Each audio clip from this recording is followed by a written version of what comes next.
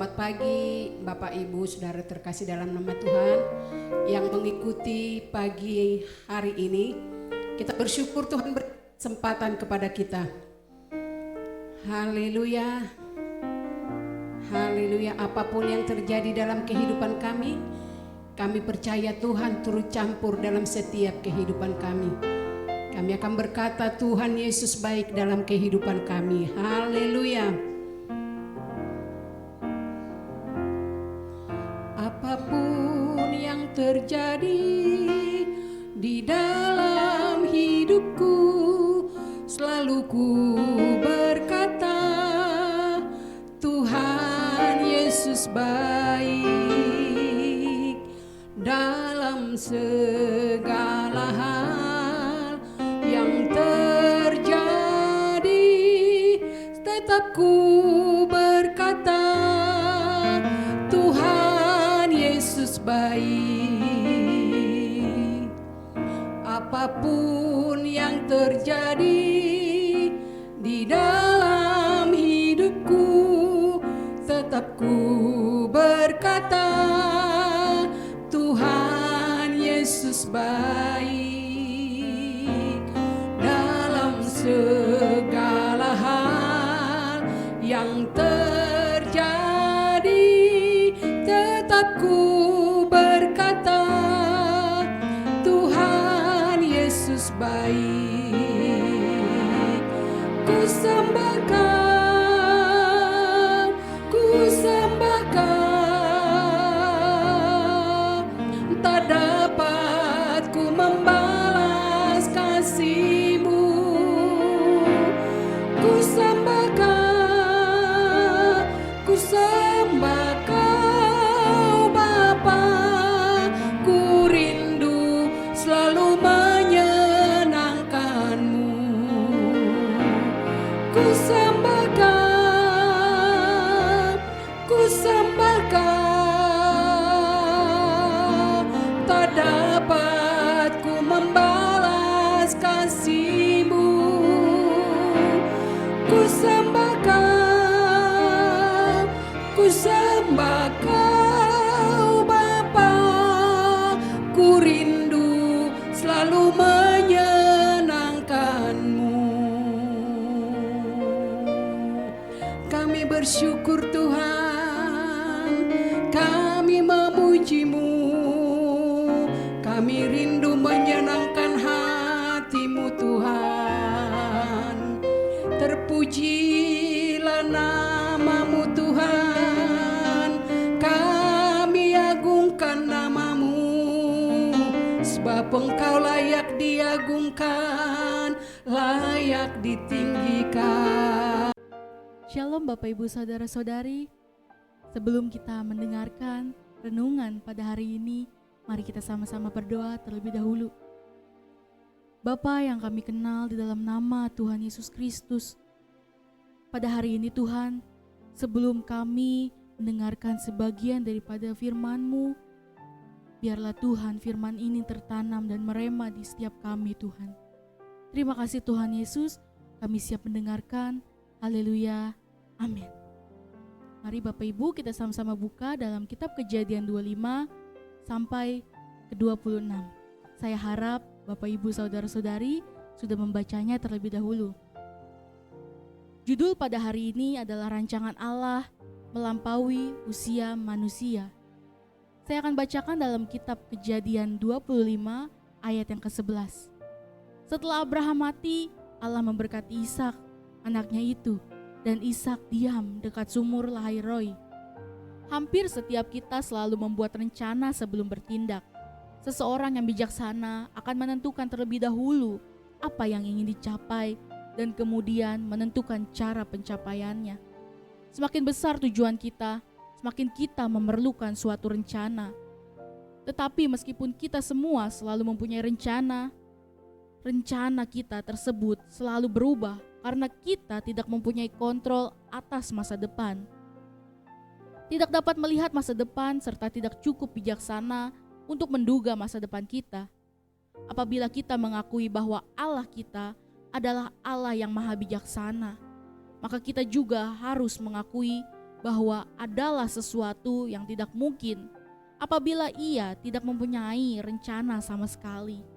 Dengan segala pengertian dan pengetahuan yang ada padanya, Ia pasti menciptakan sesuai dengan segala ketidakterbatasannya. Apakah ketetapan Tuhan itu ada? Apakah Tuhan benar-benar sudah punya rencana atas masing-masing kita? Sebelum saya dilahirkan, misalnya Tuhan sudah menetapkan pada jam sekian, menit sekian, detik sekian, saya berdiri di depan kelas atau saya sedang main musik di gereja.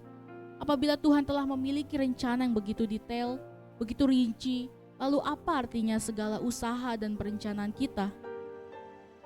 Pertanyaan tersebut adalah pertanyaan yang sangat sulit untuk dijawab, bahkan mustahil untuk dijawab sampai tuntas. Ketika kita berbicara tentang Allah, bagaimana mungkin kita yang sangat terbatas hendak menangkap dan memahami segala sesuatu tentang Allah yang tidak terbatas?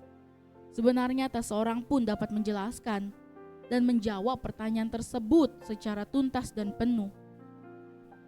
Misalnya, ada pernyataan, mengapa ada orang yang dilahirkan miskin dan cacat? Apakah Tuhan mengkendakinya? Apakah Tuhan telah menetapkannya untuk cacat? Jika Tuhan menetapkan seseorang lahir dalam keadaan cacat, betapa mengerikannya Tuhan kita. Tetapi, jika bukan Tuhan yang menetapkan seseorang lahir dalam keadaan cacat, bagaimana hal itu bisa terjadi? Itu adalah bagian dari misteri, bagian dari rahasia hidup yang barangkali tidak akan bisa kita jawab dan ketahui sepenuhnya. Dalam keterbatasan kita sebagai manusia, ada dua hal yang disampaikan Tuhan dalam Alkitab. Yang pertama, Allah itu punya rencana. Allah kita bukan Allah yang diam saja di surga, tetapi Allah kita adalah Allah yang memperhatikan kita, Allah yang senantiasa bekerja dan merencanakan segala sesuatu. Dalam Mazmur 34 ayat 16-20, pemazmur mengatakan bahwa segala sesuatu yang direncanakan Allah untuk kebaikan, keselamatan, dan kesejahteraan manusia, bukan untuk mencelakakan manusia. Lalu yang kedua, Alkitab mengatakan bahwa Tuhan memiliki rencana dan kita juga boleh punya rencana. Dia memberi kebebasan sepenuhnya kepada kita untuk memiliki rencana. Dalam kitab Amsal 16 ayat 3-4 tertulis, serahkanlah perbuatanmu kepada Tuhan, maka terlaksanalah segala rencanamu. Tuhan membuat segala sesuatu untuk tujuannya masing-masing. Bahkan orang fasik dibuatnya untuk hari malapetaka. Dikatakan bahwa kita harus menyerahkan perbuatan kita kepada Tuhan, maka segala rencana kita akan terlaksana. Manusia bisa saja menggunakan kebebasannya yang diberikan Allah untuk merencanakan sesuatu yang tidak sesuai atau berlawanan dengan rencana Allah. Kita memiliki kebebasan penuh untuk melakukan apa saja. Tetapi kalau kita mau selamat, mau sejahtera, mau menerima kebaikan, kita harus menyerahkan perbuatan kita kepada Tuhan. Yang artinya, cocokkanlah atau sesuaikanlah apa yang kita rencanakan dengan apa yang Tuhan rencanakan. Marilah kita bersandar penuh kepada Tuhan dan tidak mengandalkan pengertian kita sendiri. Akui Dia dalam segala rencana kita, supaya Ia meluruskan jalan kita, dan pada akhirnya kita bisa berjalan seturut dengan rencananya. Pemazmur dalam kitab Mazmur 33 ayat 11 berkata, "Tetapi rencana Tuhan tetap selama-lamanya, rancangan hatinya turun-temurun." Setiap orang yang mau maju atau mau berhasil pasti memiliki rencana ke depan yang akan dikerjakan dan akan dicapainya. Rencana yang akan dilakukan hari ini, rencana tahun depan, atau mungkin rencana masa depan yang ingin dicapai, dan rencana-rencana lainnya. Demikian halnya dengan Allah yang juga memiliki rencana atau rancangan untuk umatnya, yaitu rancangan damai sejahtera dan hari depan yang penuh dengan pengharapan. Dalam Yeremia 29 ayat yang ke-11. Rancangan Tuhan berlaku tidak hanya untuk atau berhenti di umatnya pada satu masa saja, tapi juga berlaku turun-temurun pada umatnya. Artinya, rancangannya tidak terbatas pada manusia. Pada usia manusia, rancangan Tuhan bukan rancangan manusia, yang sering kali tidak terlaksana atau gagal pada satu generasi dan seterusnya. Rancangan Tuhan itu ya dan amin. Allah bukan manusia yang terbatas dan suka berubah-ubah. Tuhan tidak pernah ingkar dengan janjinya. Janji-janji Tuhan pasti digenapi. Tetaplah berdoa dan lakukanlah firman Tuhan dan tunggu waktunya Tuhan. Tuhan tahu waktu yang tepat untuk menggenapi rencananya. Waktu Tuhan bukan waktu kita. Waktu Tuhan tidak pernah terlambat. Amin. Mari Bapak Ibu kita berdoa. Terima kasih Tuhan Yesus untuk renungan hari ini Tuhan. Kami boleh diajarkan Tuhan dan kami boleh diingatkan kembali Tuhan apa rencana atau rancangan yang ada pada kami Tuhan. Itu semuanya seturut dengan kehendak-Mu. Bukan rancangan kami Tuhan. Kami hanya berencana, tapi Tuhan rancangan-Mu yang jadi Tuhan. Rancangan Tuhan itu iya dan amin. Rancangan damai sejahtera Tuhan. Terima kasih Tuhan Yesus. Terima kasih untuk renungan hari ini. Biarlah firman ini merema terus di kehidupan kami. Terima kasih Tuhan. Dalam nama Tuhan Yesus. Haleluya. Amin.